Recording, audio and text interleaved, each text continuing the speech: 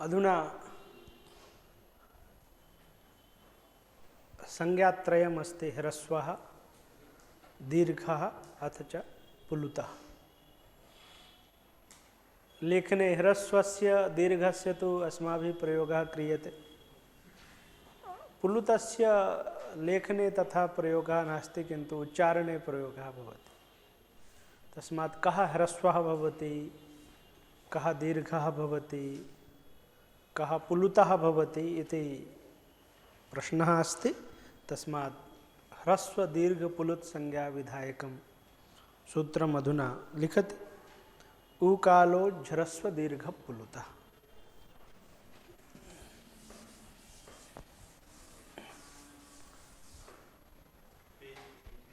पृष्ठ संख्या 12।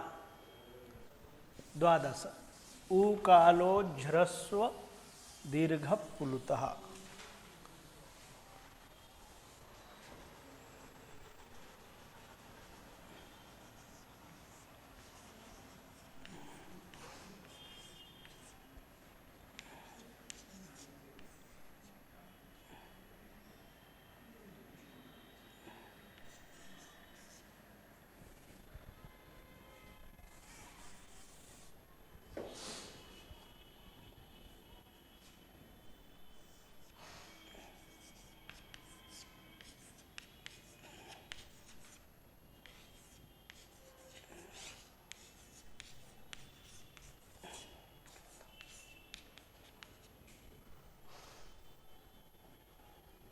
अधुना अस्माभिः झा एवं लिख्यते, पूर्वम् एवम् आसीत् झा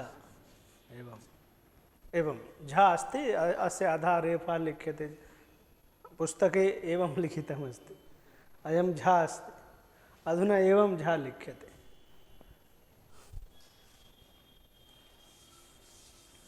उकालो ह्रस्व दीर्घ पुलुतः। अस्मिन् सूत्रे त्रीणि पदानि सन्ति। उकालः,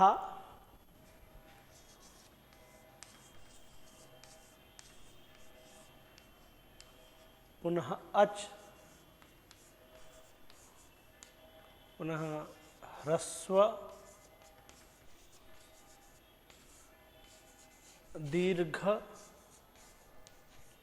पुलुतः।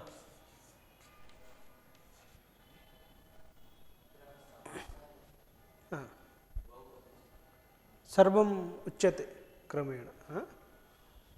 उकालः इति प्रथमान्तं पदमस्ति, अच् इति प्रथमान्तं पदमस्ति, ह्रस्वदीर्घपुलुतः इति प्रथमान्तं पदमस्ति। त्रीणि पदानि सन्ति। उकालः इति प्रथमान्तं पदम्, अच् इति प्रथमान्तं पदम्, ह्रस्व दीर्घ पुलुतः इति प्रथमान्तं पदम्। अस्मिन् सूत्रे उकालः इदं पदमपि समस्तमस्ति, पुनः ह्रस्व दीर्घ पुलुतः इति पदमपि समस्तमस्ति। अतः उकालः इति पदस्य इति पदे कः समासः, कः अर्थः इति विचारयामः। उकालः इत्यत्र द्वन्द्वगर्भ बहुब्रीहि समासः अस्ति। कः समासः अस्ति? द्वन्द्वगर्भ बहुब्रीहि समासः अस्ति।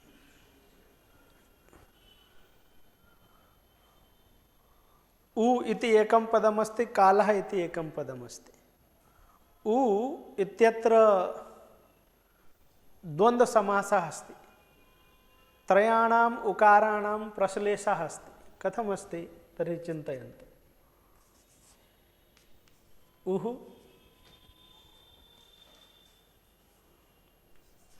उश्च, ऊश्च,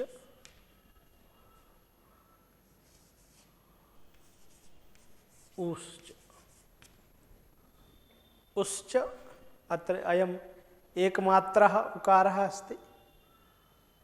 उश्च अयं द्विमात्रः उकारः अस्ति। ऊश्च इति त्रिमात्रः उकारः अस्ति। किमस्ति ह्रस्वः उकारः कथं लिख्यते तदर्थं चिह्नम् अस्ति। अयम् अस्ति ह्रस्वः उ। दीर्घः कथं लिख्यते तर्हि अयं दीर्घः। पुलुतः कथं लिख्यते तर्हि तस्य किमपि चिह्नं नास्ति। तदर्थं तृतीयः कश्चित् वर्णः कल्पितः नास्ति। तर्हि उकारात् परम् उपरि एवं 3 इति लिख्यते। तत् 3 इति यत् लिखितं भवति तद् अयं त्रिमात्रः उकारः अस्ति इत्यस्य सूचकम् अस्ति। ठीक है। तदर्थं पुल्लुतस्य लेखनार्थं पृथक् कश्चित् वर्णः नास्ति। तर्हि उ अत्र त्रयाणाम् उकाराणां समासे सति उ इति रूपं निष्पन्नम् अस्ति। कथम् अस्य विग्रहः अस्ति उश्च ऊश्च ऊश्च इति विग्रहः अस्ति। एवं विग्रहे समासे कृते एवं स्थितिः भवति। एवं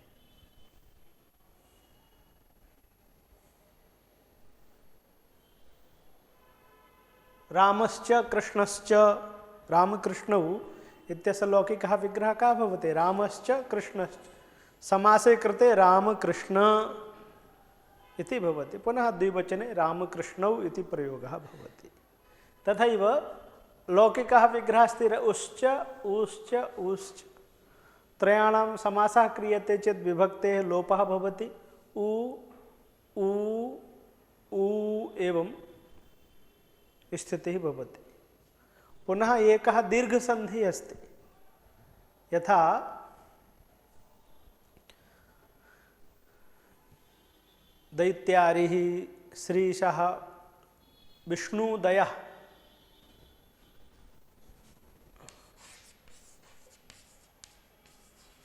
विष्णुदयः अस्य स्थितिः कः अस्ति? विष्णु उदयः। यदा उकारात् परः उकारः भवति तदा उभयोः स्थाने दीर्घः उकारः आगच्छति। अकारात् परः अकारः भवेत् तर्हि दीर्घः भवति। दैत्यारिः दैत्य अरिः दीर्घः भवति दैत्यारिः। इकारात् परः इकारः भवति चेत् दीर्घः भवति। श्रीशः। उकारात् परः उकारः भवति चेत् दीर्घः भवति। दैत्य विष्णुदयः। अतः अत्र आदौ उकारः अस्ति ततः परम् उकारः अस्ति। अतः द्वयोः स्थाने एकः दीर्घः आगमिष्यति। तर्हि अधुना इदं सञ्जातं भवति। द्वयोः स्थाने दीर्घः आगतः।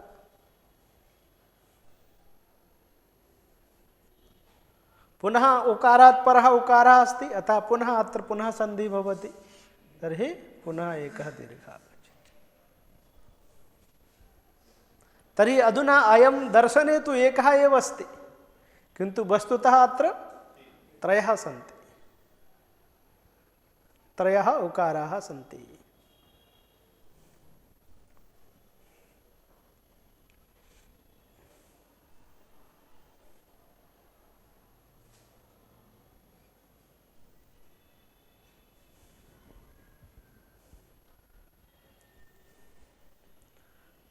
तर्हि अस्य सर्वदा बहुवचने प्रयोगः भविष्यति। उ इत्यस्य बहुवचनं भवति बः। जैसे शम्भुः शम्भु सम्भवः। उ इत्यस्य रूपं किं भवति? उः ऊः वः। तस्मात् बहुवचने अस्य प्रयोगः भवति बः।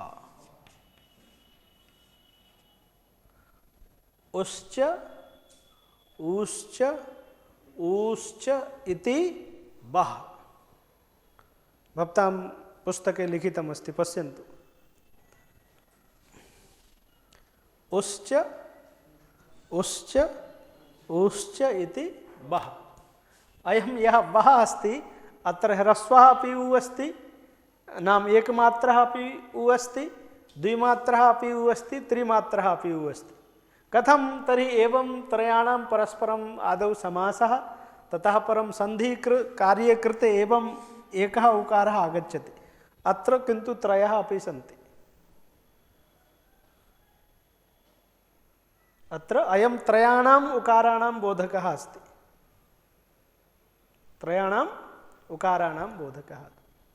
यथा पश्यन्तु,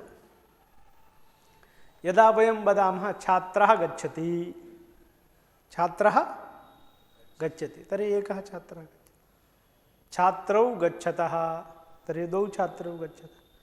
छात्राः गच्छन्ति, तर्हि छात्रशब्दः तु एकः एव दृश्यते, किन्तु सः त्रयाणामपि बोधकः अस्ति। पञ्चछात्राणाम् अथवा सहस्रं छात्राः सन्ति तर्हि सहस्राणामपि बोधकः अस्ति, किन्तु छात्रशब्दः एकः एव अस्ति न वा, छात्राः गच्छन्ति। तथैव अत्र उकारः एकः एव दृश्यते, एवं दर्शनेन तु एवम् अनुभूयते एकः एव अस्ति, किन्तु वस्तुतः अत्र अयम् एकस्य बोधकः नास्ति, त्रयाणां बोधकः अस्ति। कारणम् अत्र त्रयाणां परस्परं समासे तदनन्तरं संधि कार्ये कृते एवं संजातम् अस्ति। ठीक है।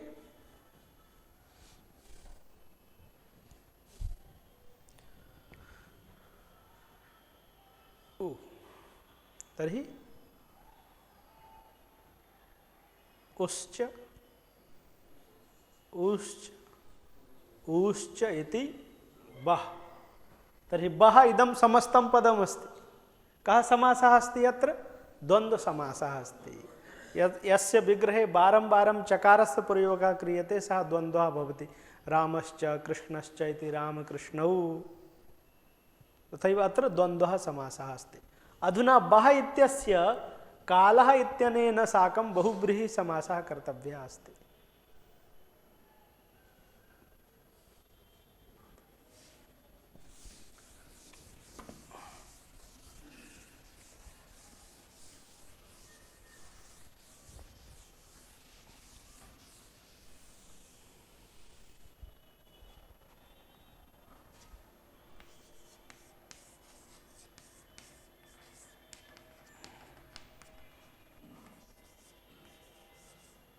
उश्च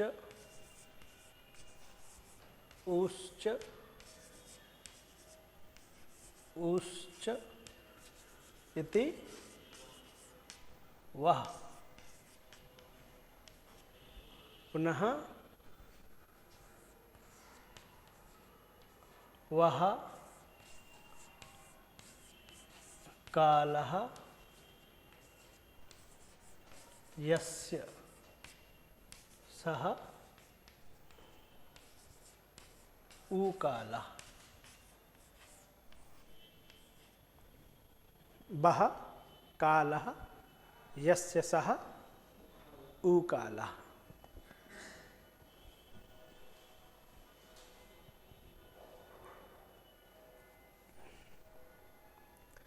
तो आदौ द्वन्द्वसमासः तदनन्तरं बहुव्रीहि समासः। अतः अस्माभिः उच्यते द्वन्द्वगर्भ बहुव्रीहि समासः। आदौ द्वन्द्वः ततः परं बहुव्रीहि भवति चेत् द्वन्द्वगर्भ बहुव्रीहि। आदौ तत्पुरुषः तदनन्तरं बहुव्रीहि अस्ति चेत् तत्पुरुषगर्भ बहुव्रीहि। आदौ बहुव्रीहि ततः परं तत्पुरुषः अस्ति चेत् बहुव्रीहि गर्भ तत्पुरुषः एवं उच्यते। बह कालः यस्य सः ऊकालः।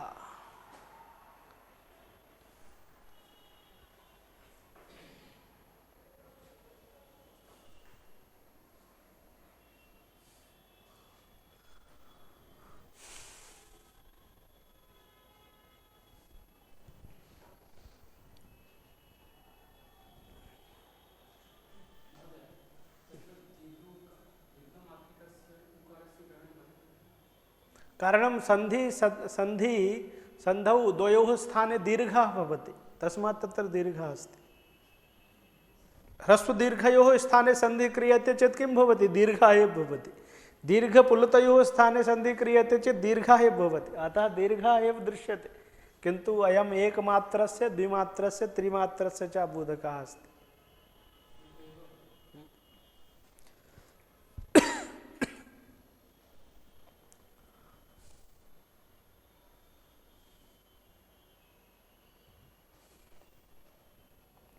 अधुना एकः न्यायः अस्ति, द्वन्द्वान्ते श्रूयमाणं पदं प्रत्येकम् अभिसंबध्यते। न्यायः अस्ति द्वन्द्वान्ते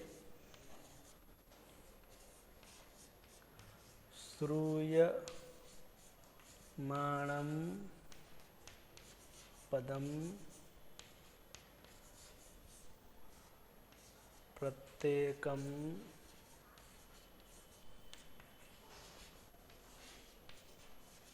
अभिसंबध्यते। द्वन्द्वान्ते श्रूयमाणं पदं प्रत्येकम् अभिसंबध्यते।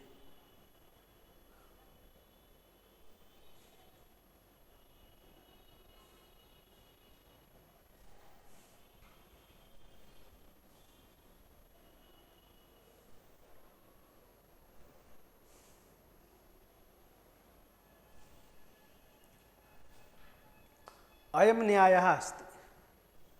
पश्यन्तु, अत्र द्वन्द्वः अस्ति न वा? उ इत्यत्र द्वन्द्वः अस्ति। तस्य अन्ते किं पदमस्ति? कालः।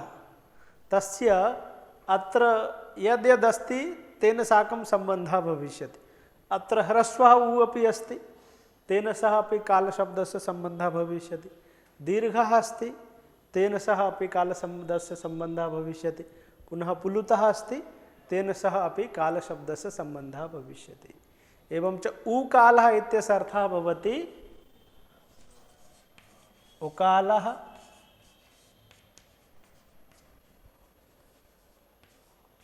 उकालः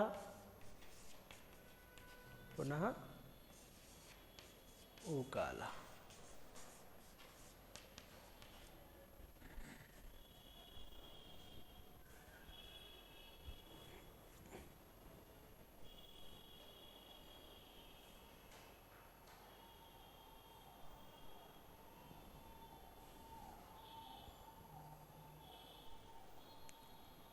उकालः ऊकालः पुनः ऊकालः। अयम् उकालः इति शब्दस्य अर्थः आगच्छति।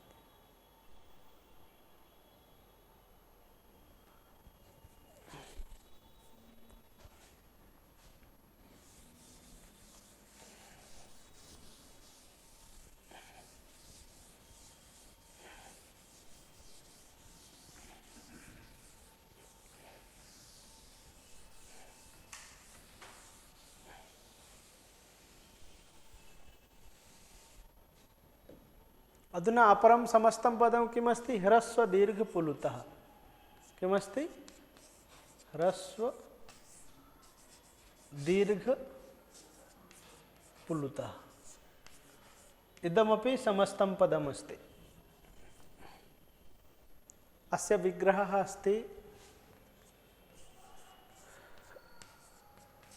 ह्रस्वश्च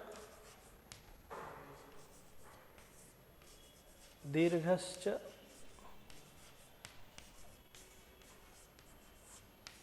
पुलुतश्च।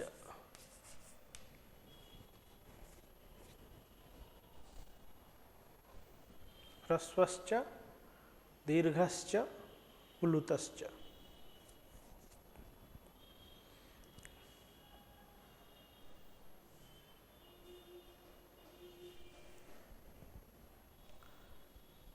अत्रापि अत्र द्वन्द्व समासः अस्ति।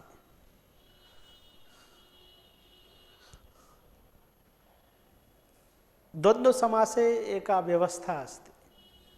व्यवस्था का अस्ति इत्युक्ते द्विविधः अस्ति द्वन्द्व समासः। एकः अस्ति समाहार द्वन्द्व समासः, अपरः अस्ति इतरेतर योग द्वन्द्व समासः।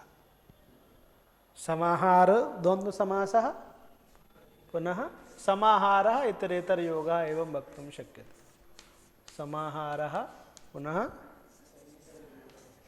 इतरेतर योगः।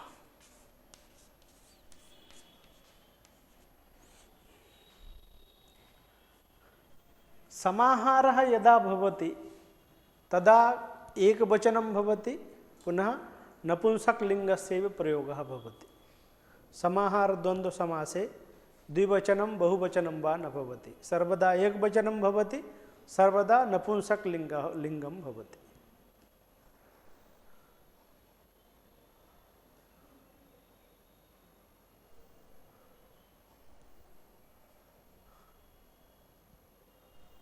यथा संज्ञा परिभाषम, संज्ञा च परिभाषा च इत्यनयोः समाहारः संज्ञा परिभाषम।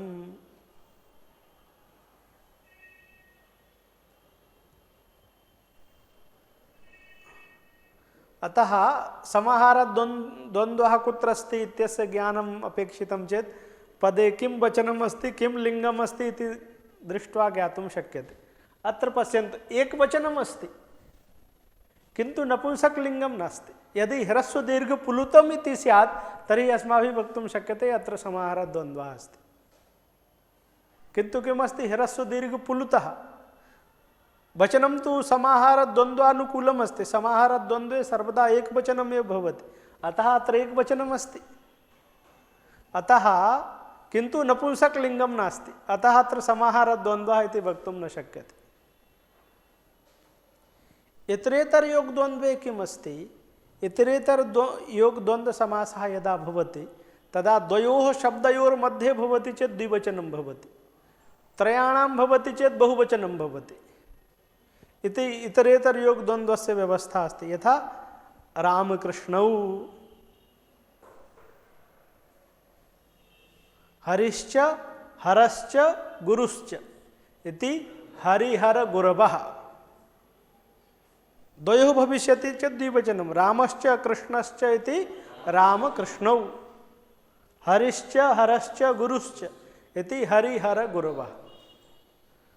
अत्र बहुवचनमपि नास्ति, एकवचनम् अस्ति। यदि बहुवचनं स्यात् ह्रस्वदीर्घपुलुताः तर्हि अस्माभिः वक्तुं शक्यते इतरेतर योगद्वन्द्वसमासः अस्ति, किन्तु बहुवचनं नास्ति, अतः अत्र इतरेतर योगद्वन्द्वसमासः इदं वक्तुं न शक्यते। भवान् गच्छतु, अहं परम् एतैः साकं वार्तां विधाय भवते वर्क्शाप् मध्ये सूचनां प्रदास्यामः। अग्रिमः वर्गः कदा भवति?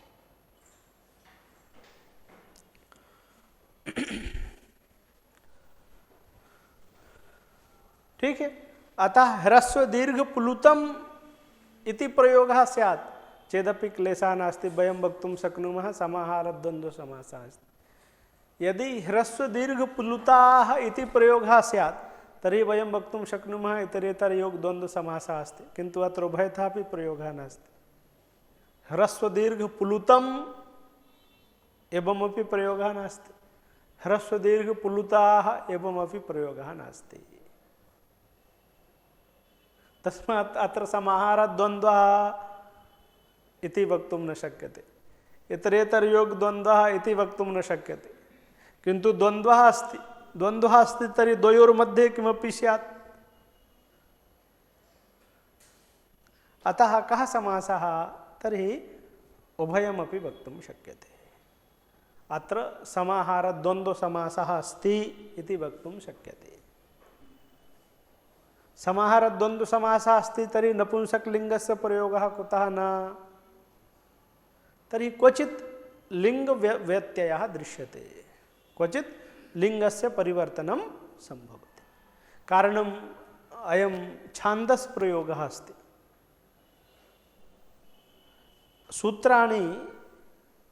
सूत्राणां तुलना छन्दोवत् सूत्राणि भवन्ति इति कश्चित् सिद्धान्तः अस्ति।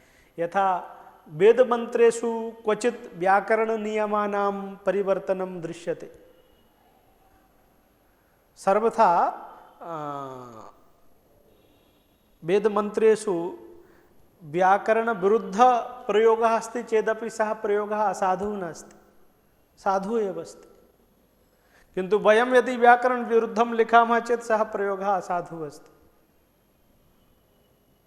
और सूत्राणाम् अपि तुलना वेदवत् अस्ति, छन्दोवत् सूत्राणि भवन्ति, वेदवत् सूत्राणि भवन्ति।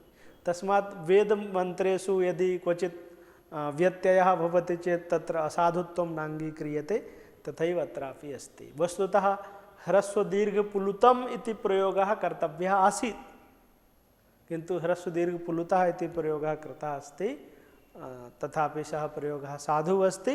अत्र च समाहारद्वन्द्वसमासः अस्ति। नपुंसकलिङ्गस्य कुतः न प्रयोगः? तर्हि वक्तव्यं छान्दसः पुल्लिंगे प्रयोगः अस्ति। बोल रहे ठीक है।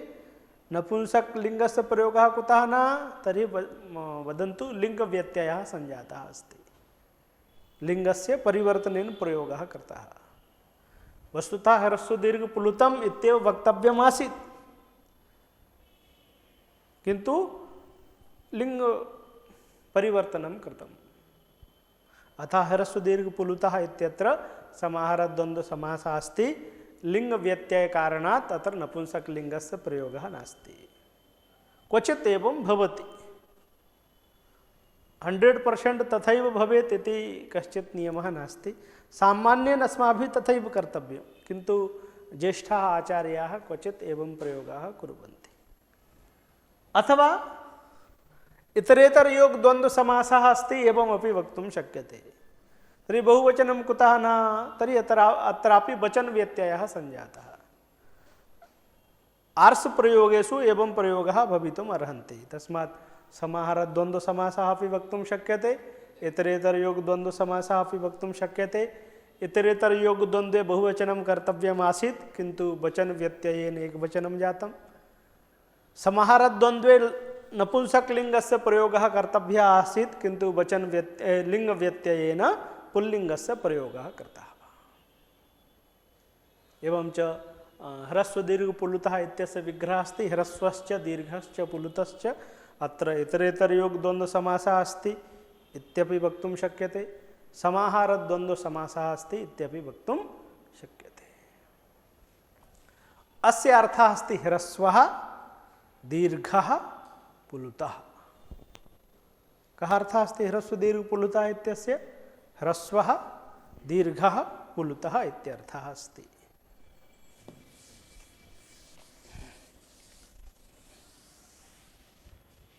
एवं च वस्तुतः अत्र सूत्रत्रयं कर्तव्यम् आसीत्। ह्रस्वसंज्ञा विधायकम् एकं, दीर्घसंज्ञा विधायकम् एकं, पुलुत्संज्ञा विधायकम् एकं, किन्तु एकेनैव सूत्रेण त्रयाणां संज्ञानां विधानं कृतम्। अतः सूत्रं तु एकमेव अस्ति, किन्तु अर्थः तु अस्माभिः तथा कर्तव्यम् अस्ति यत् अर्थत्रयम् अस्माभिः कर्तव्यं। तर्हि प्रथमं किमस्ति? उकालः।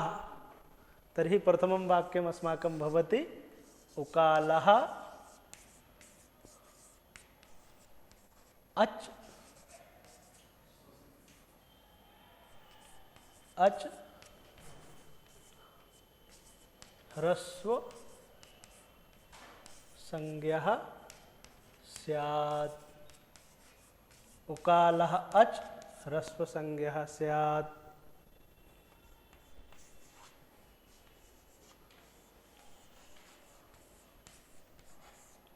उकालः अच्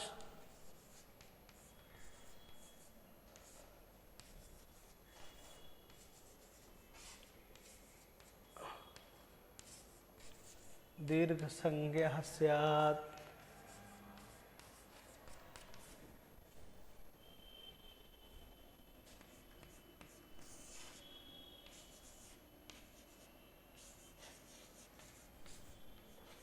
उकालः अच्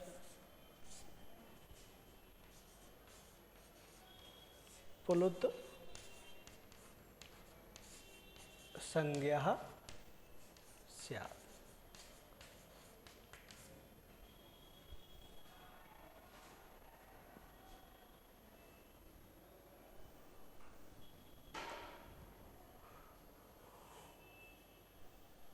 उकालः अच् ह्रस्व संज्ञः स्यात्।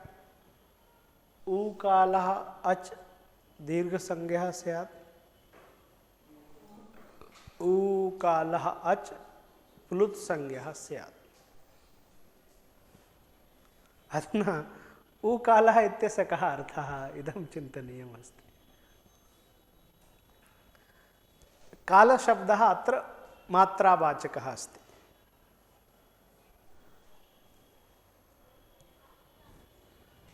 प्रथमः यः उकालः अस्ति तत्र यः उ अस्ति सः एकमात्रः अस्ति।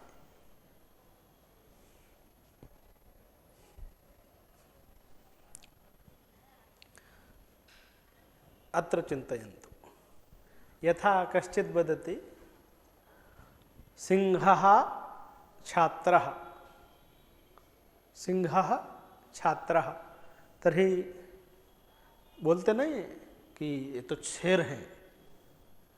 अरे लड़के लड़के हैं, शेर कैसे होंगे?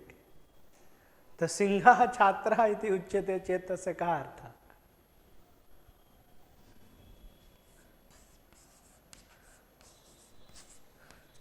सिंहः छात्रः,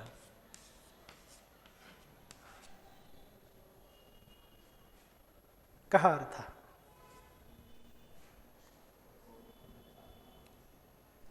सिंहः छात्रः इत्यस्य अर्थः सिंह सदृशः छात्रः। सिंह सदृशः, सिंह के जैसा बलवान छात्र है। सिंहः एकाकी विचरति चेदपि तस्य भयं नास्ति, तथा छात्रः अस्ति, किञ्चित् निर्भयः अस्ति, वीरः अस्ति, बलवान् अस्ति, तस्मै छात्रः उच्यते सिंहः छात्रः।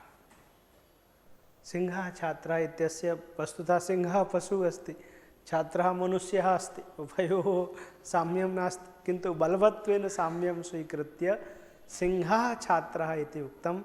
सिंहः छात्रः इत्यस्य अर्थः भवति सिंहसदृशः छात्रः।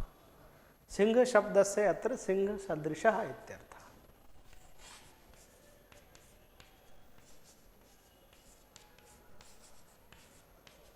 सिंह सदृशः छात्रः। अर्थः अस्ति सिंह सदृशः छात्रः, किन्तु अस्माभिः एवं प्रयोगः न क्रियते। अस्माभिः प्रयोगः कः क्रियते? सिंहः छात्रः, किन्तु अर्थः कः अस्ति? सिंह सदृशः छात्रः।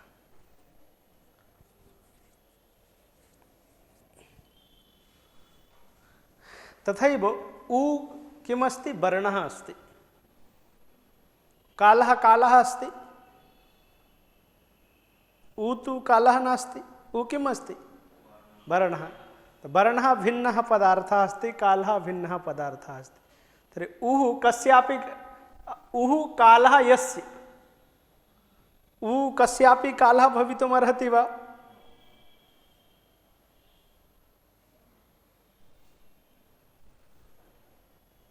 उ कालः इत्यत्र कः समासः अस्ति? बहुव्रीहि। उः कालः यस्य, पीतम् अम्बरं यस्य सः पीताम्बरः। तर्हि पीतम् अम्बरं कस्यचिदपि संभवति। जैसे यदि हमको कोई किसी को भी कहे मेघाम्बरः, तो मेघः अम्बरं यस्य, मेघः कस्य अम्बरं भवितुमर्हति? कस्यापि अम्बरं न सम्भवति। मेघः अम्बरं नास्ति। दिगम्बरः, दिग् अम्बरं यस्य, दिग् कस्य अम्बरं? दिगम्बरं सम्भवति वा?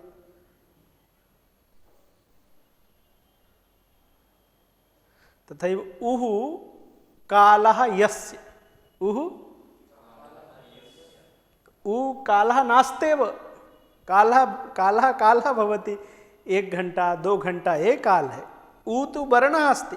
उः वर्णः यस्य एवं वक्तुं शक्यते, किन्तु उः कालः यस्य एवं वक्तुं न शक्यते। अतः किन्तु प्रयोगः तु एवमेव अस्ति। उः कालः यस्य सः उ कालः, किन्तु उः कस्यापि कालः न सम्भवति। कारणम् उः कालः नास्ति, उकारः तु वर्णः अस्ति। यथा दिक् अम्बरं यस्य सः दिगम्बरः, किन्तु दिग् अम्बरम् अस्ति वा? अम्बरं नाम वस्त्रं, दिग्वस्त्रम् अस्ति वा? तर्हि दिक् कथं कस्यापि अम्बरं यद् अम्बरं नास्त्येव तद् अम्बरं कथं भविष्यति?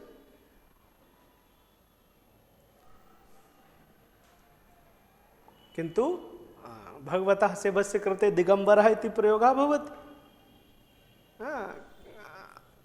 दिशः अम्बररूपेण तत्र आरोपितप्रयोगः अस्ति।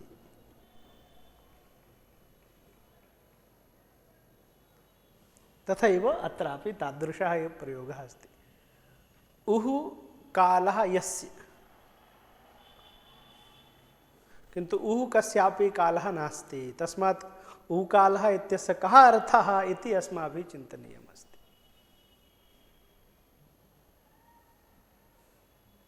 तर्हि उकालः इत्यस्य अर्थः अस्ति उकाल सदृशकालः। उकालः इत्यस्य कः अर्थः? काल सदृश कालः।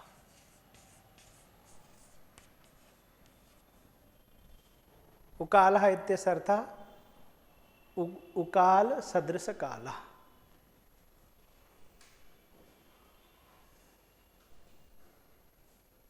उकारस्य यः कालः, उकारस्य यः कालः तत्सदृशः कालः यस्य।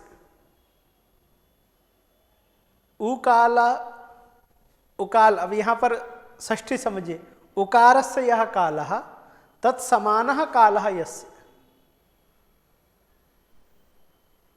यथा सहोदरः इति उच्यते, अयम् अस्य सहोदरः अस्ति, अस्य यः उदरः स एव उदरः अस्यापि अस्ति।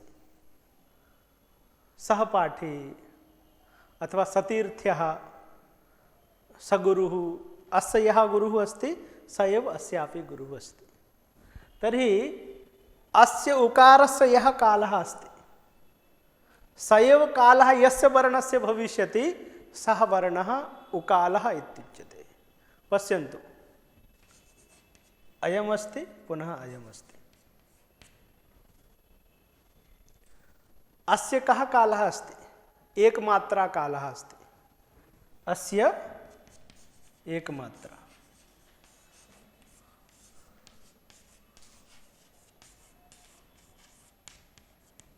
पुनः अस्यापि एकमात्रा।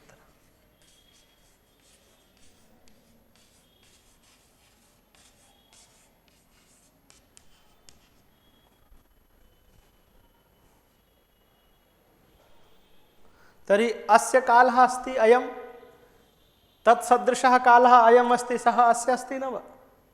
तस्मात् उकालसदृशकालः अस्ति अस्य, तस्मात् अयम् अस्ति उकालः। अस्य कालः कः अस्ति? एकमात्रा कालः। स एव कालः कस्य अस्ति? अस्य। अस्यापि कालः एकमात्रा कालः एव अस्ति। पश्यन्तु, अस्य कालः कः अस्ति? द्विमात्रा कालः अस्ति। तस्मात् एतत् कालसदृशकालः अस्य नास्ति। अस्य तु द्विमात्रा कालः अस्ति, अस्य एकमात्रा कालः अस्ति। तो अनयोर्मध्ये, अनयोः उभयोः अपि कालः एकमात्रा कालः अस्ति न वा? तर्हि उकालसदृशकालः कस्य अस्ति? अस्य अथवा अस्य? अस्य, एतस्य। तर्हि उकालः इत्यस्य अर्थः उकालसदृशकालः अच् ह्रस्वसंज्ञः स्यात्। उकालसदृशकालः अच् ह्रस्वसंज्ञः स्यात्।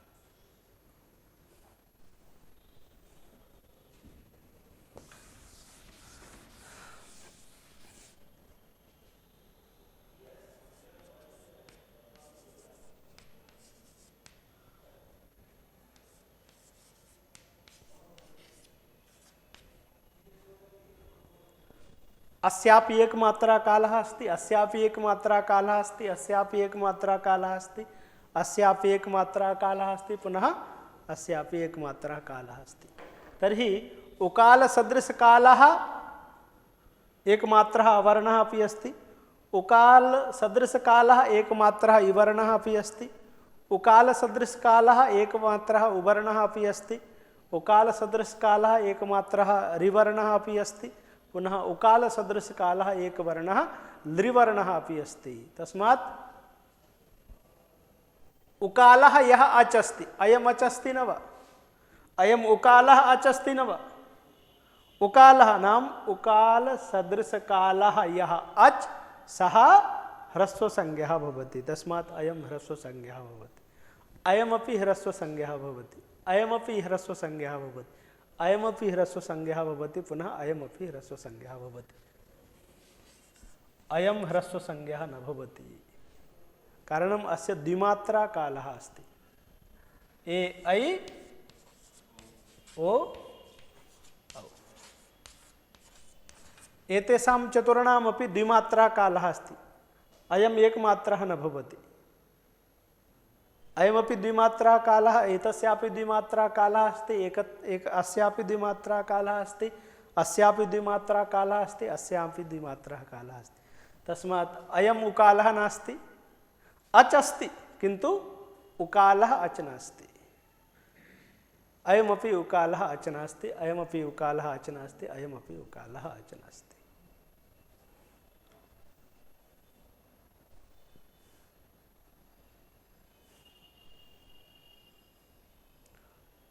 उकाल सदृशकालः अच्,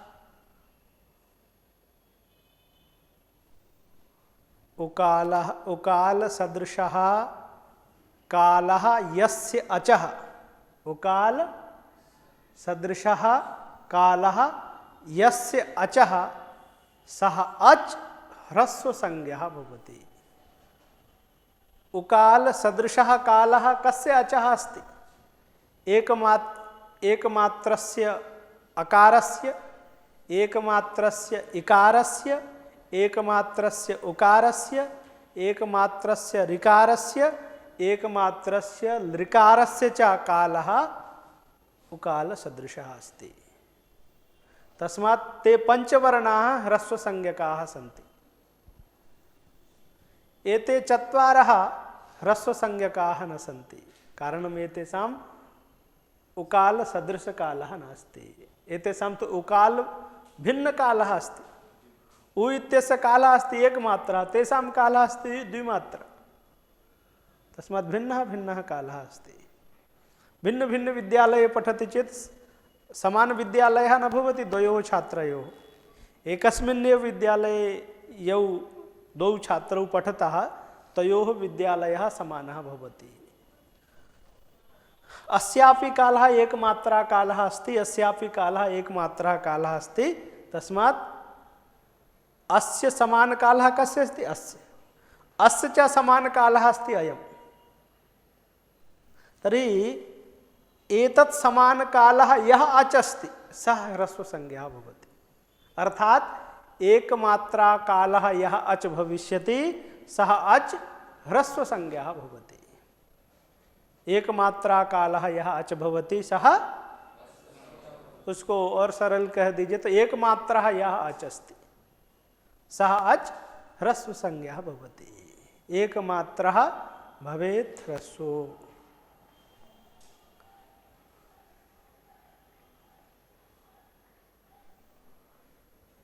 ठीक है, समझ में आया? पाणिनि जी के सूत्र थोड़ा सा वो समझने से उनको माने एकदम सरल नहीं है, थोड़ा माने बुद्धि लगाना ही भी है उसमें। सूत्र एक मात्रा ह्रस्व ऐसा कह देते सीधा सीधा ऐसा, लेकिन सीधे मार्ग से चलने से कठिन मार्ग पर चलना आदमी भूल जाता है।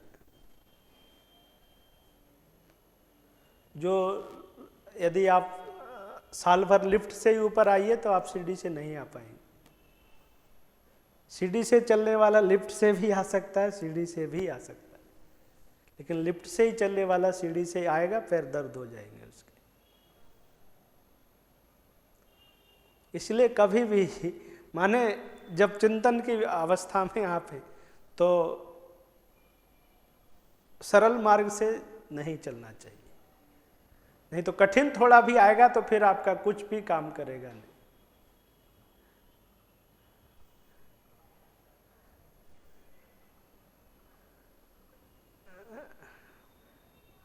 जो भिक्षुक गण होते हैं वो ठंडी में भी बाहर सो जाता है, लेकिन हम लोगों को ठंडी, मच्छर भी होता है तब भी उसको निद्रा आ जाती है, लेकिन जो मच्छरदानी लगा के सोता है उसको मच्छर में निद्रा नहीं आएगी, दिक्कत होगी उसको।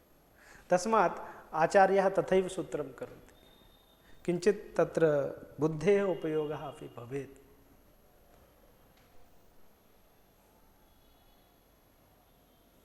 माने टीकाएं हैं, पढ़ाने वाले हैं तो वो बताएंगे ही, लेकिन समझने की क्षमता तो विकसित होनी ही चाहिए ना। कोई भी विषय सरल नहीं है, संसार का कोई भी विषय सरल नहीं है।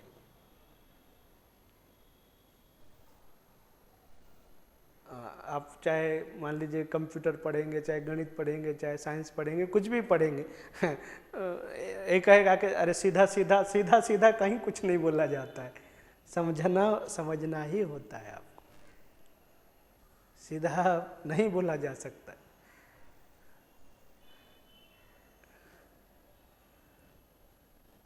जितना सीधा बहुत लोगों ने बाल मनोरमा व्याख्या लिखी, बच्चों के लिए लिखी है, लेकिन वो भी समझ में नहीं आती। इसलिए ऐसा हम, अथवा आप ये सोचिए कि आपका मातृभाषा बंगला ही है, लेकिन जो रविंद्र ठाकुर के जो संगीत होंगे, गीत होंगे, उनकी भी व्याख्या लिखी गई होगी। बंगला में कोई काव्य है तो उसकी भी व्याख्या होती है कि नहीं होती। तुलसीदास जी की रामायण है, रामचरितमानस, उसकी भी व्याख्या हिंदी में ही है। तो हिंदी वाले को तो व्याख्या की जरूरत नहीं है, लेकिन नहीं, हिंदी भी समझ में नहीं आती, कुछ ऐसे प्रयोग है।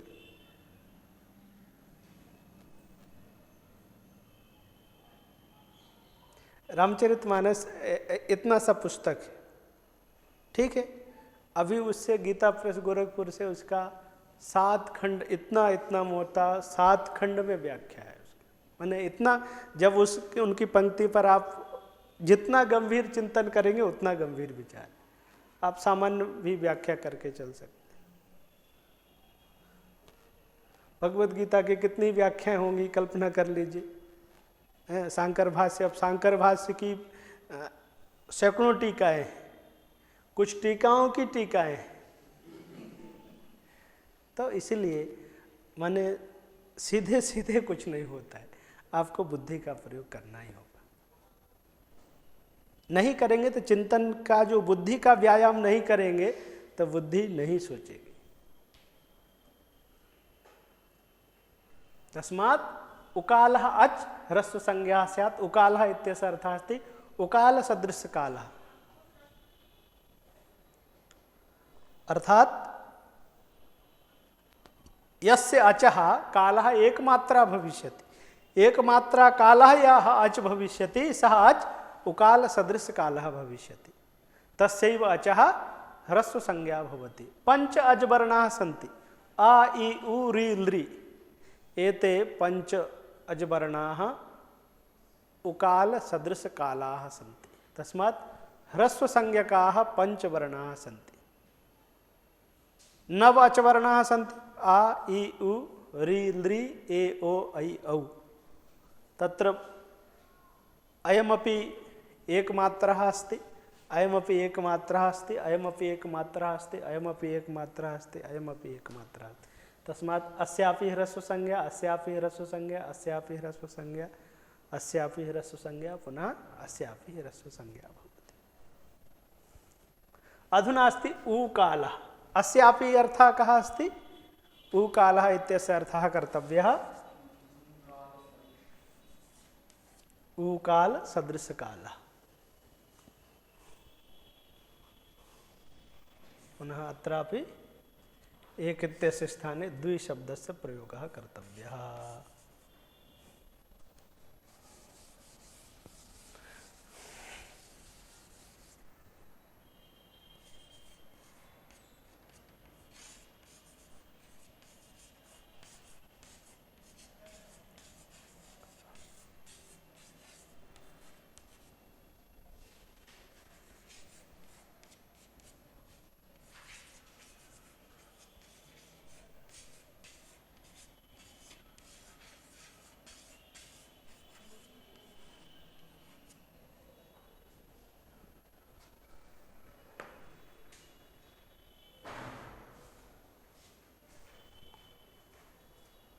तस्मात् अस्य कालः कः अस्ति? द्विमात्रा कालः अस्ति।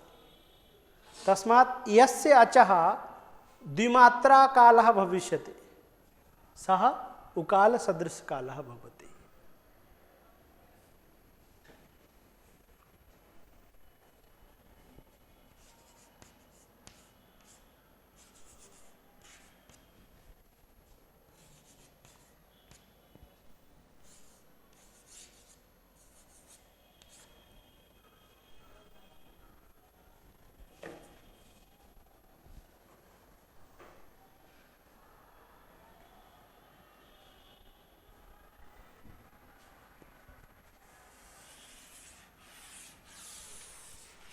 एतेषाम् अष्टवर्णानाम् अपि कालः कः अस्ति? द्विमात्रा कालः अस्ति। तस्मात् प्रत्येकं वर्णः उकाल सदृश कालः अस्ति।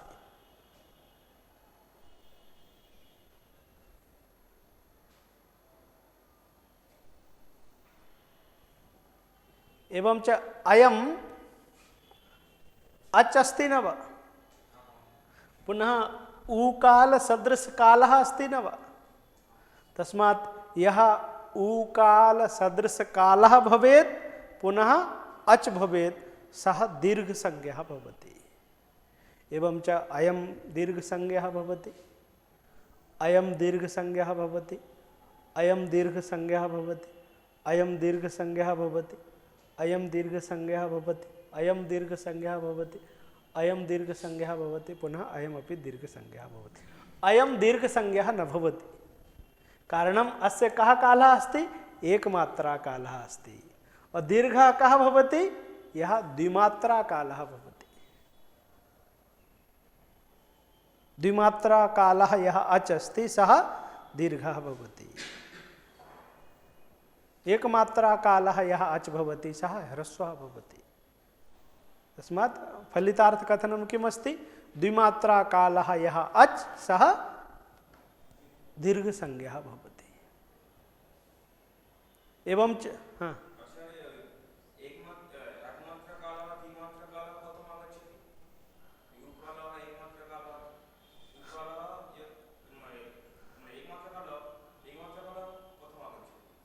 तत्तु उच्चारणं भवान् वद आ अयम् एकमात्रा कालः अस्ति, अयं यः कालः इत्यस्य उच्चारणे यः कालः सः कालः द्विमात्रा कालः इत्युच्यते।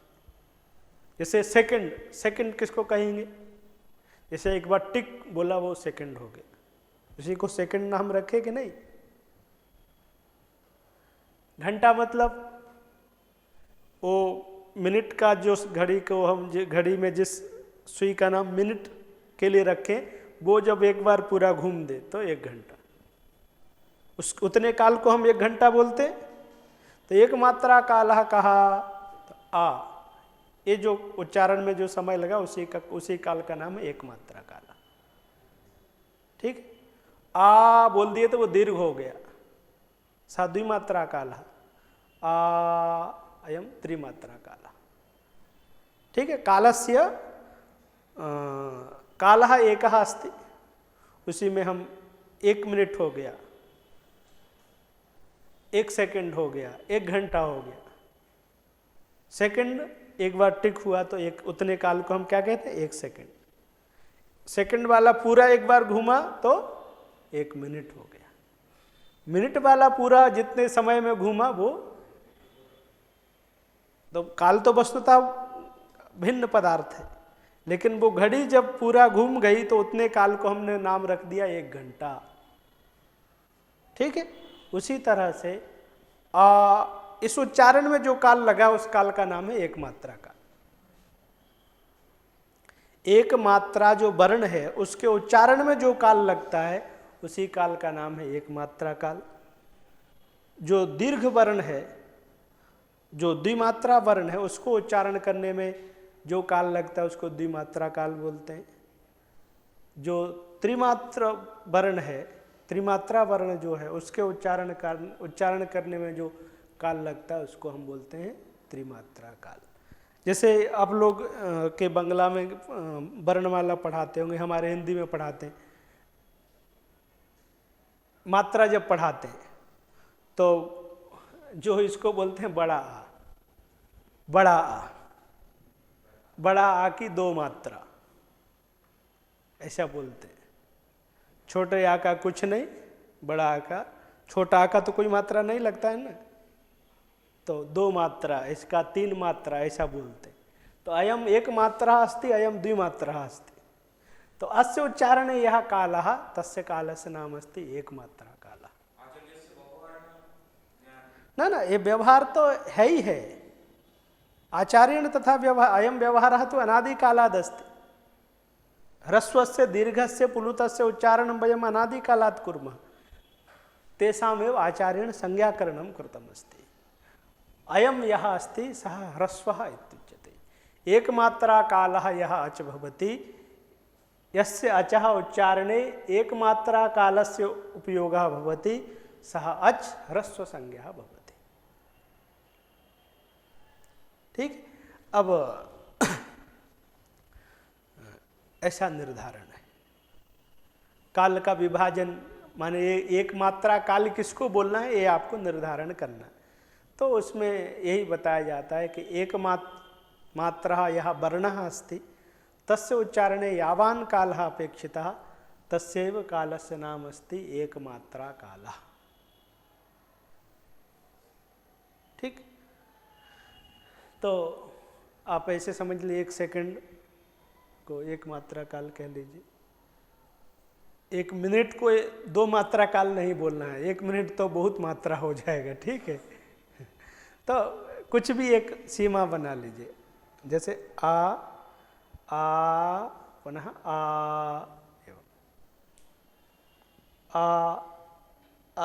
एतदुच्चारणे यः कालः सः 1 मात्रा कालः।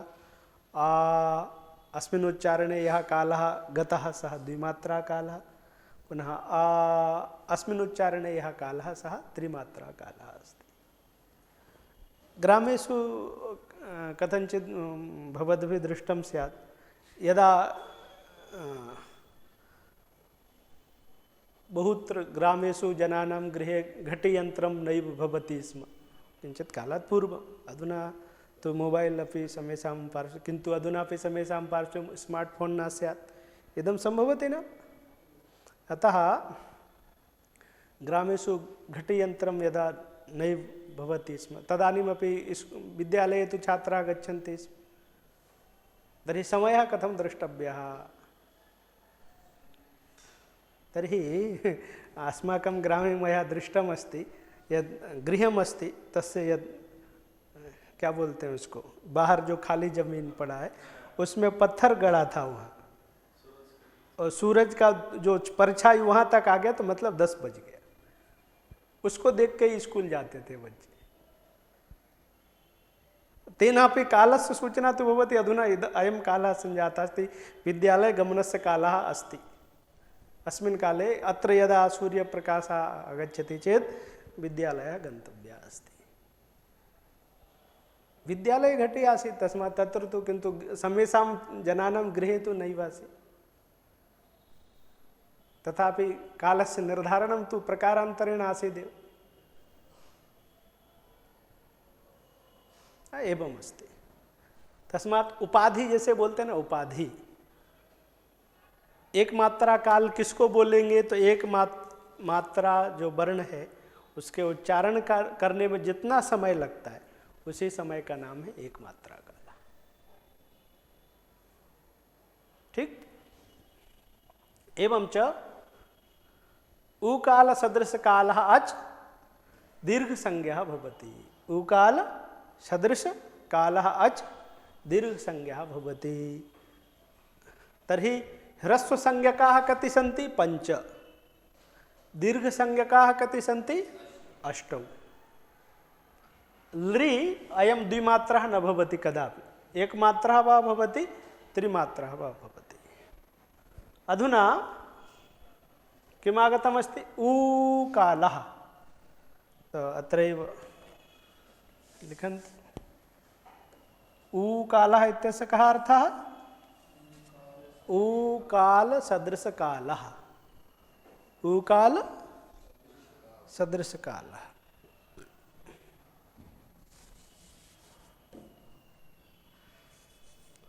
उ इत्यस्य कालः कः अस्ति? त्रिमात्रा कालः अस्ति।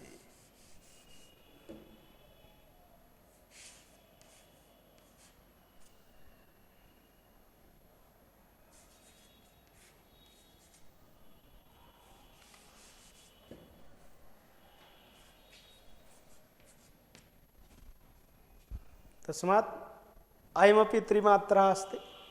तो त्रिमात्रा कालः यः अच भविष्यति सः पुलुत संज्ञः भवति।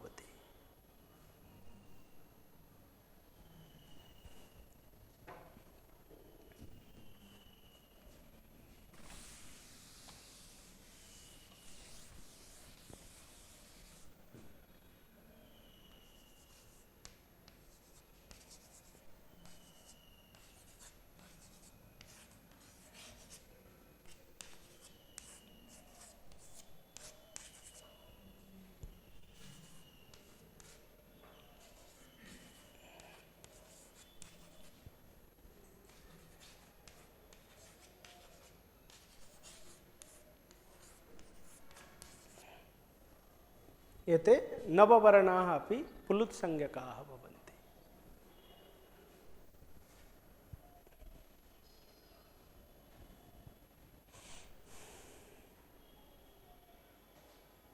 तर्हि ह्रस्वः कः भवति? तर्हि वक्तव्यम् उकालः अच् ह्रस्वः भवति। दीर्घः कः भवति? उकालः अच् दीर्घः भवति। पुलुतः कः भवति? तर्हि उकालः अच् पुलुतः भवति। अर्थात एकमात्रा कालः अच् ह्रस्वः भवति, द्विमात्रा कालः अच्, त्रिमात्रा कालः अच् पुलुतः भवति।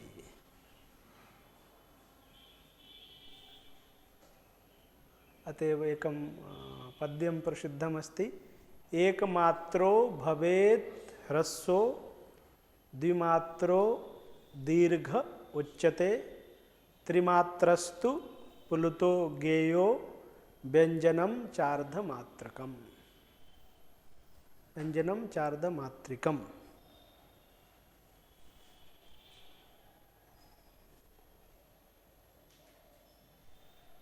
ठीक है।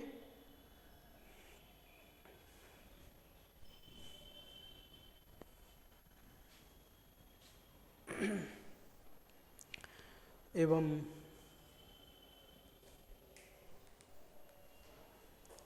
अत्रैव ब्रह्मामः।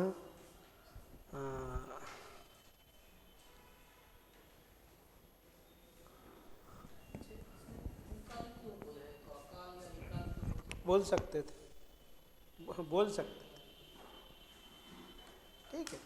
ऐसा वहाँ पर कुछ जगह लिखा है कि सुबह सुबह दर्भ पवित्र पाणि प्रातः प्राङ्मुखो भूत्वा आचार्यः सूत्राणि प्रणिनाय।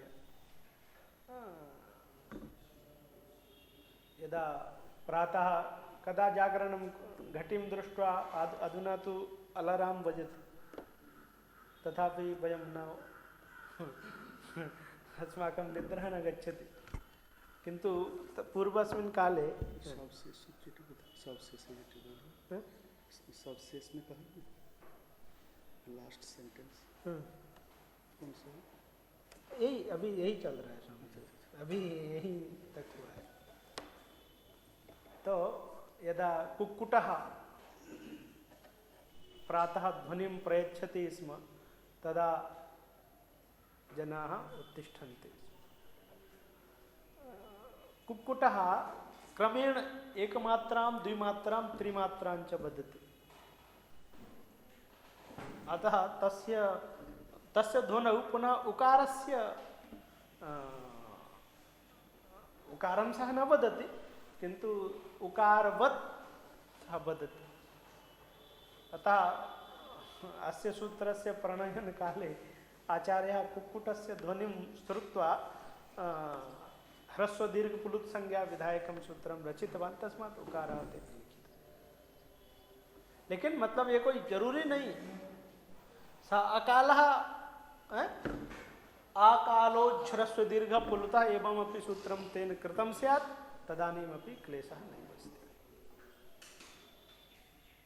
इसमें कोई बहुत आकालः इति नैव कर्तुं शक्यते, एवं किमपि न कर्तुं शक्यते।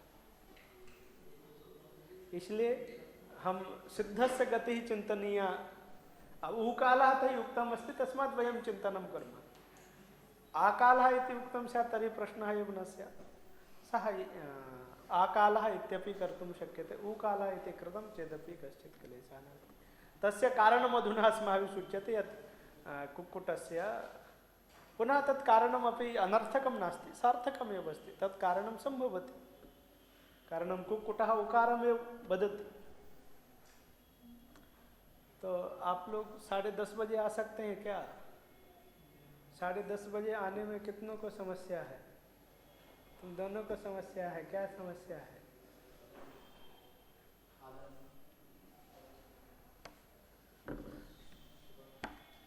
पादोन 11:15 इतः पूर्वं वर्गः पादोन 11:15 भविष्यति, तं भवान् सूचयतु।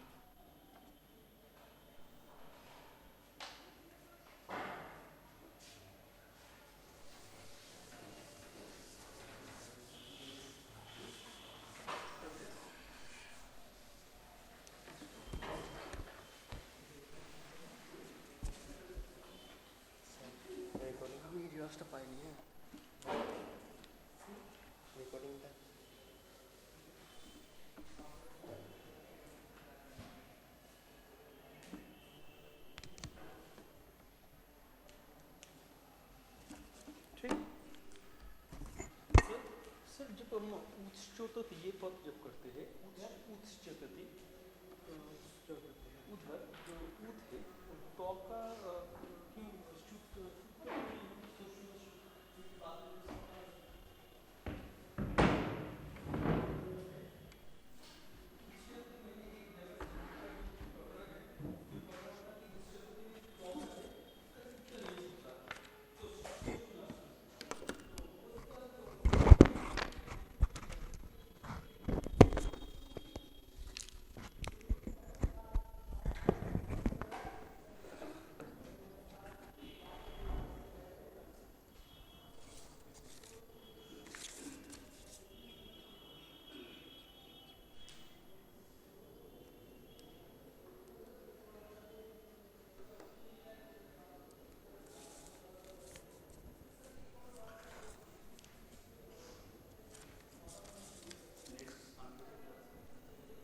जानी नाटक जी किसको?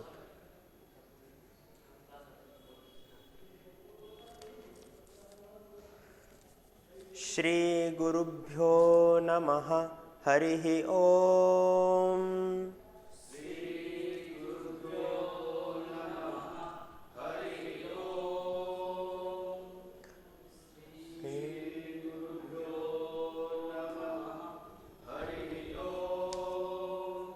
सहनाववतु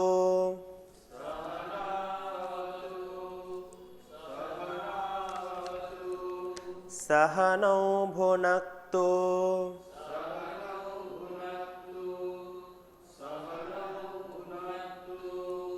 सह वीर्यङ्करवावहै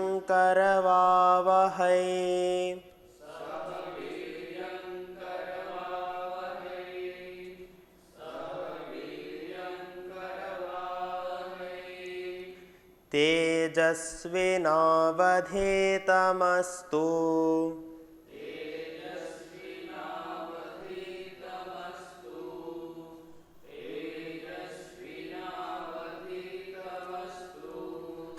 मा विद्विषावहै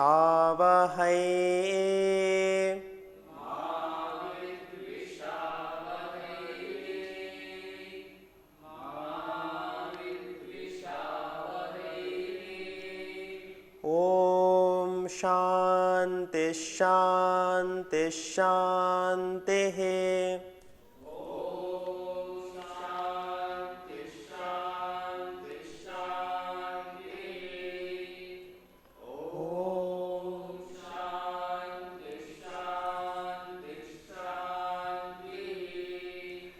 स्थापकाय च धर्मस्य सर्वधर्मस्वरूपिणे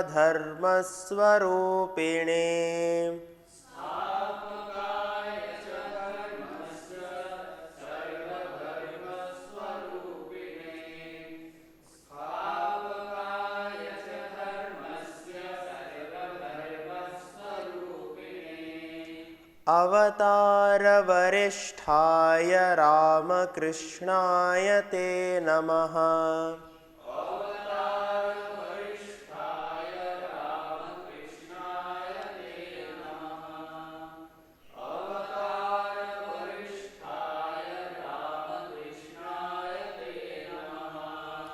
यथाग्नेर्दाहिका शक्ति रामकृष्णे स्थिता हिया।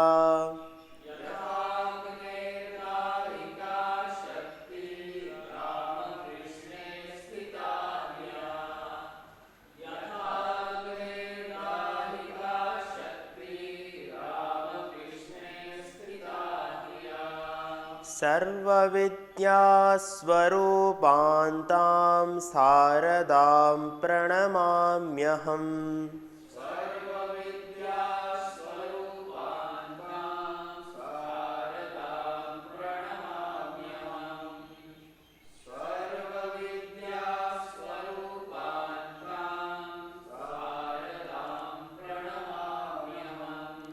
नमः श्रेयतिराजाय विवेकानन्दसूरये।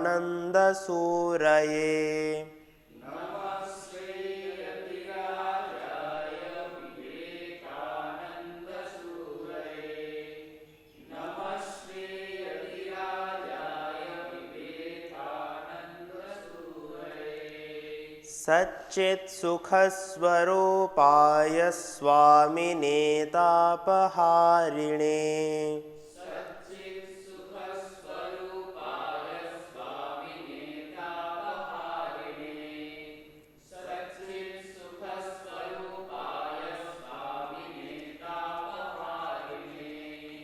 ॐ नमः पाणिनिकात्यायन पतञ्जलिभ्यः।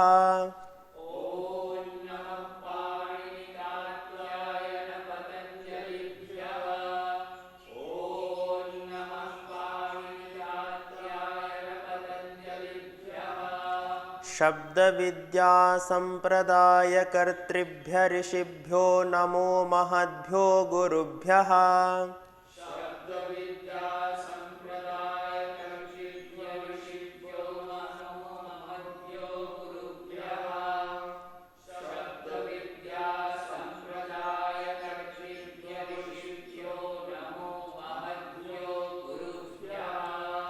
येनाक्षरसमाम्नायमधिगम्य महेश्वरात्।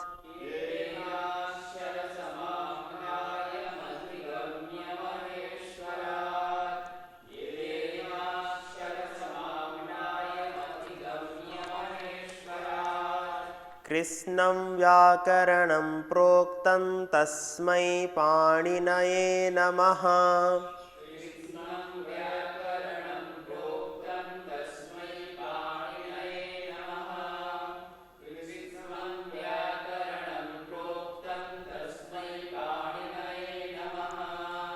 वाक्यकारं वररुचिं भाष्यकारं पतञ्जलिम्।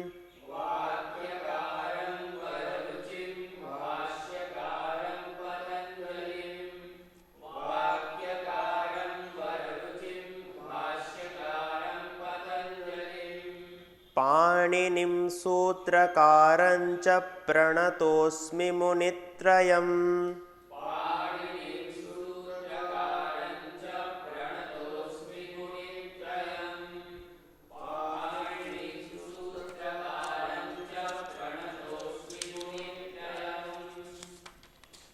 সিদ্ধান্ত কৌমুদি একটা পদ্য আছে প্রথমে, সিদ্ধান্ত কৌমুদি বইটার প্রথমটা খোলো, মুনিত্রয়ম বলে, ওইটা হবে।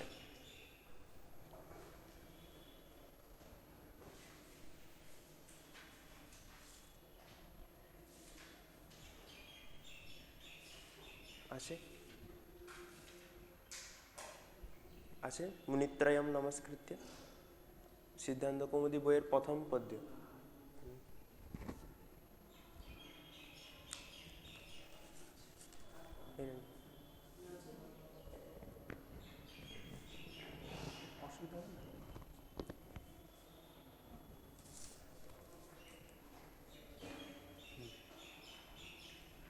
मुनित्रयं नमस्कृत्य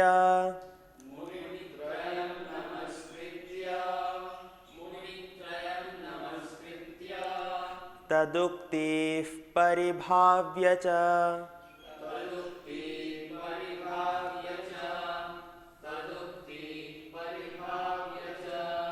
वैयाकरणसिद्धान्त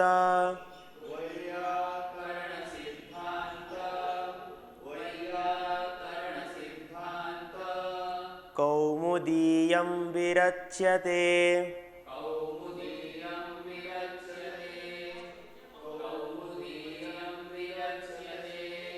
मुनित्रयं नमस्कृत्य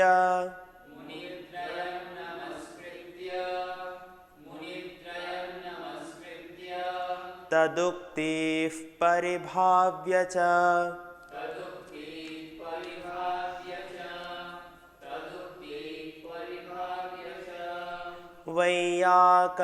वैयाकरणसिद्धान्त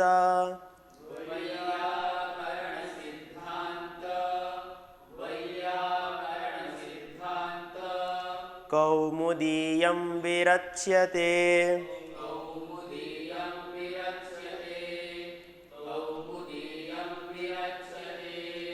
मुनित्रयं नमस्कृत्य तदुक्तिः परिभाव्य च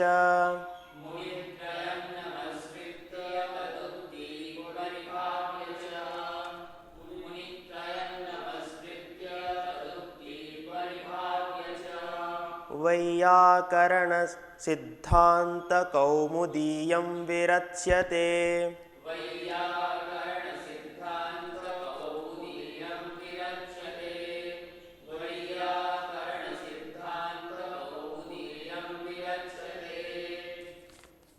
এবারে এদিকে অয়ুন অ ই উন তারপরে আছে,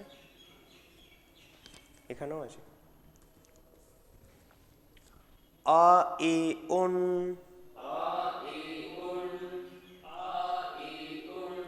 रिलिक रिलिक रिलिक एओं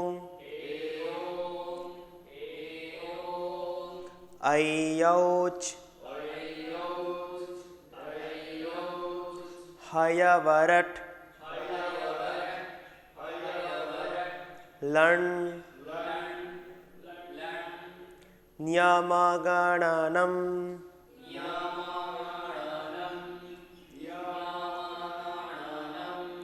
झभै घढधश जबगडदश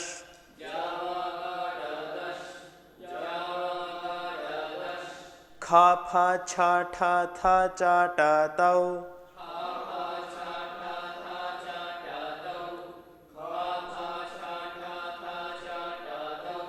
कपै श श सर हल अ इ उन रिलिक एओं ऐयौच हयवरट लण न्यमागणनं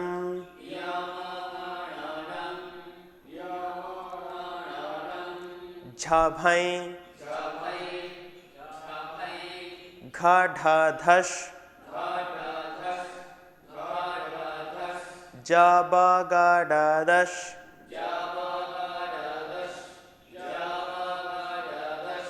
खफ छठ थ चट तौ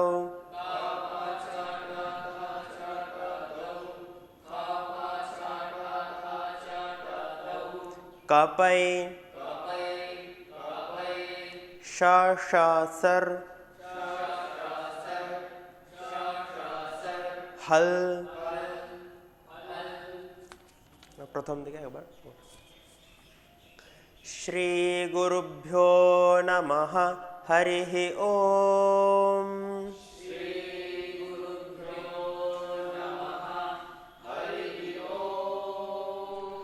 सहनाववतु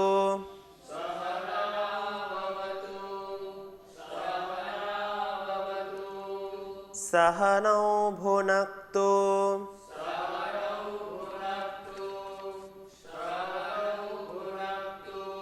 सह वीर्यङ्करवावहै।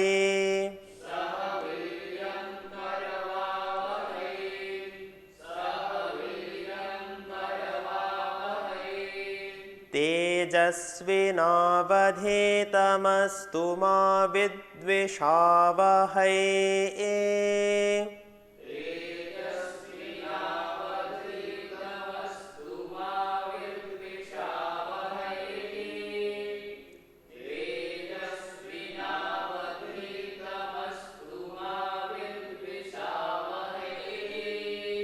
ॐ शान्ति शान्ति शान्तिः।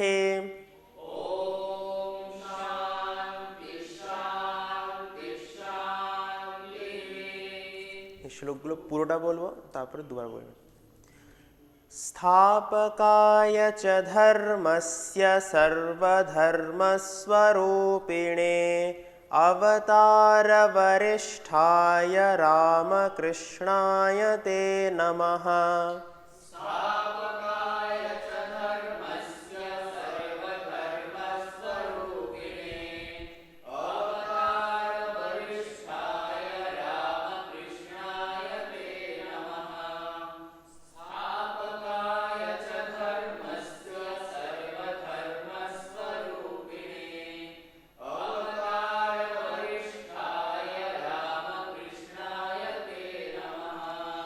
यथाग्नेर्दाहिका शक्ति रामकृष्णे स्थिता हि या सर्वविद्यास्वरूपान्तां शारदां प्रणमाम्यहम्।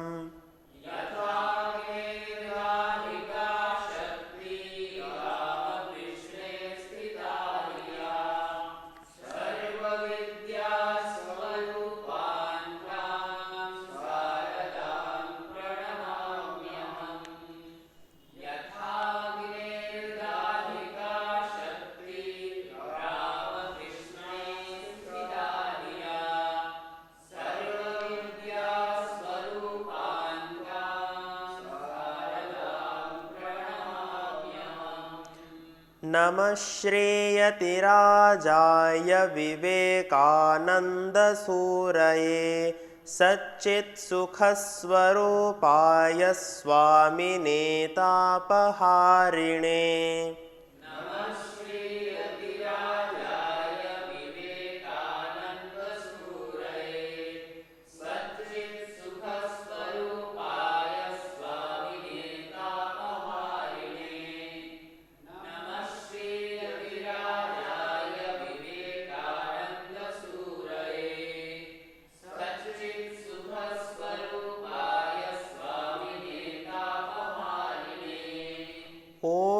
नमः पाणिनिकात्यायन पतञ्जलिभ्यः शब्दविद्या सम्प्रदायकर्तृभ्यः ऋषिभ्यो नमो महद्भ्यो गुरुभ्यः।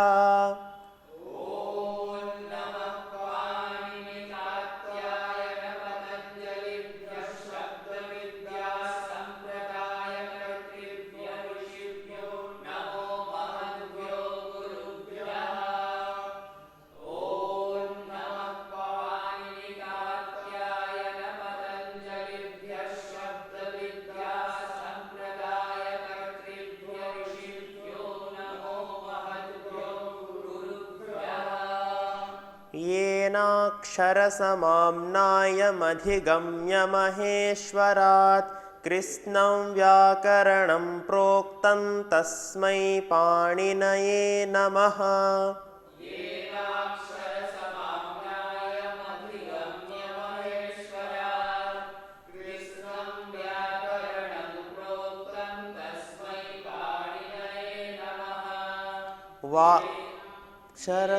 अक्षरसमाम्नाय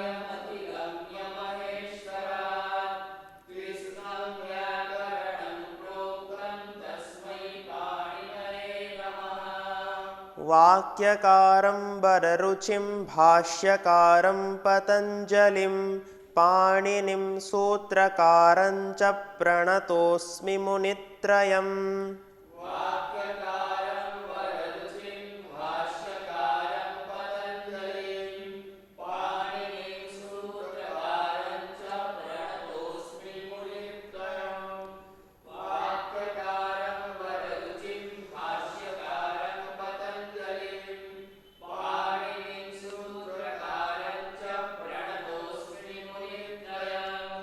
मुनित्रयं नमस्कृत्य तदुक्तिः परिभाव्य च वैयाकरणसिद्धान्तकौमुदीयं विरच्यते।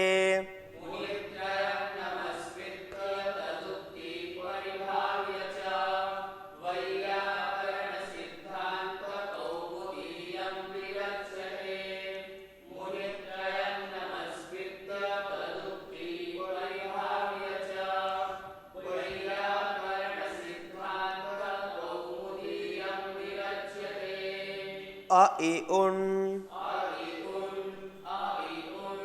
ऋलिक् एओं ऐऔच् हयवरट् लण् नियमगणनं झभै खढधश् जबगडदश्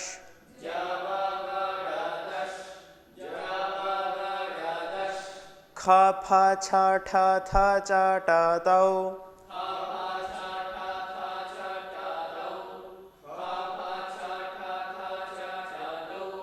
कपै शशसर् हल्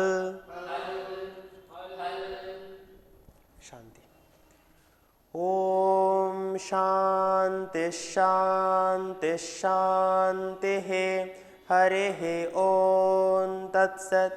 श्रीरामकृष्णार्पणमस्तु।